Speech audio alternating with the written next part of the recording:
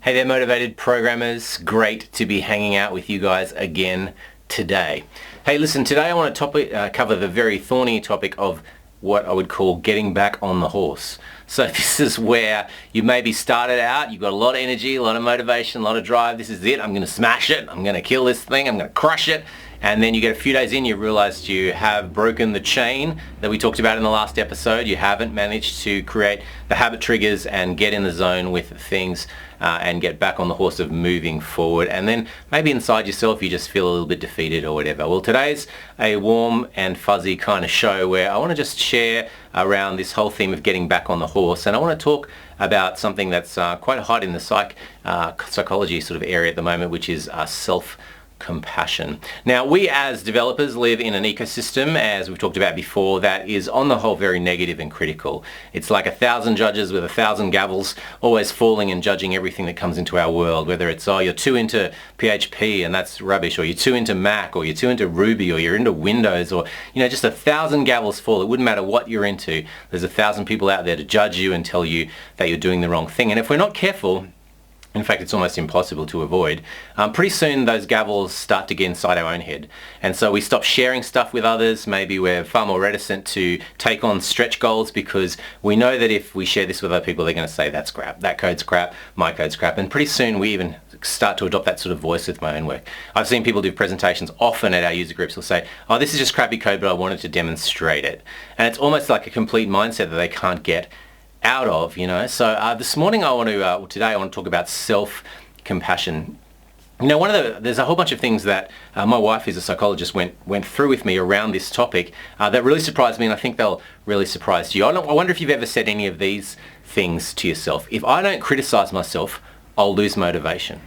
Or maybe you've said, you know, in order to succeed in life, I need to be tough on myself.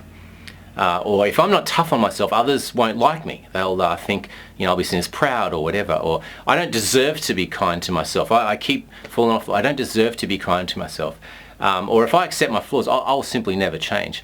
Now, the reality is that we've all said things like this maybe in our own heads before, but the truth of it is, when it comes to the research that's being done in this area, that none of these sayings are true. In fact, people who practice self-compassion, who speak well, who have a much more positive internal dialogue about themselves and about their work, it turns out that those people are better adjusted in stressful situations. It turns out that those people are more self-disciplined. So they're not in fact less self-disciplined because, oh, I'm being hard on myself, I have to be in fact, if they're less hard on themselves, they end up being more self-disciplined than people who are hard on themselves.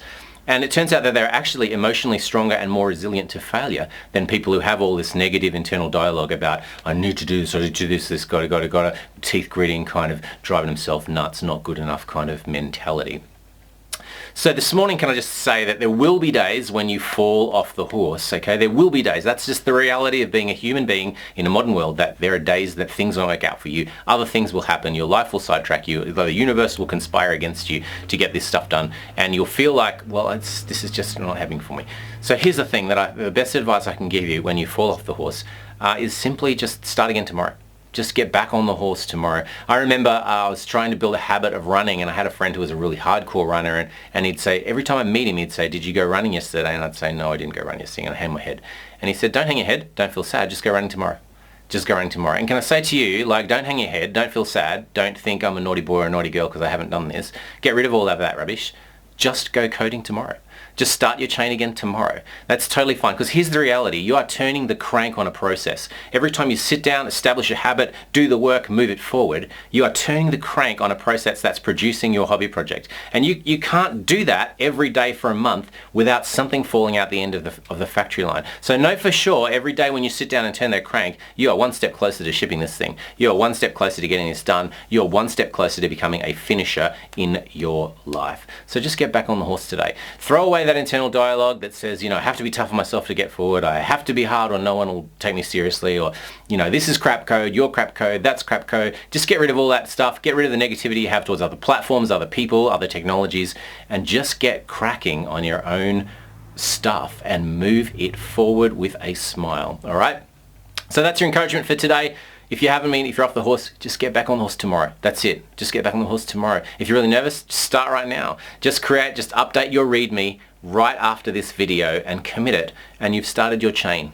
And once you start your chain, like we talked about last episode, you can keep chaining on that till you get to 30 days, and then you are just got a bit of momentum, a bit of confidence, a bit of forward, a bit of vibe. So I hope that's encouraged you today. If you haven't yet subscribed to our newsletter, I'd love you to subscribe. Links in the show notes below, and just join this community of people that aren't just settling for negativity, they're actually just embracing something positive and moving their projects forward and becoming finishers in their lives. Awesome to hang out, always fun to be here. Look forward to hanging out tomorrow.